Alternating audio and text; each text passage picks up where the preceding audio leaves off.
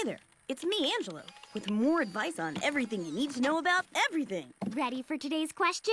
Lay it on me, Lola. Fredster at Gmail writes, I think my big sis is in love. I'm totally grossed out. Help. Fact, people in love act totally weird. They stutter and they blush. Monica?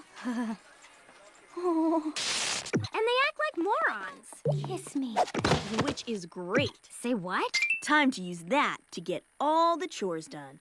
You didn't hear the phone. It was Hunter. Why didn't you tell me? Did he say anything about me? He's coming right over to our house.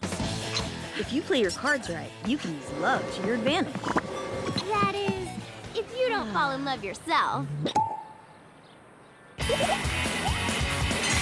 So there you have it, Fredster at Gmail. Love isn't all bad. And keep watching for more tips on everything you need to know about everything.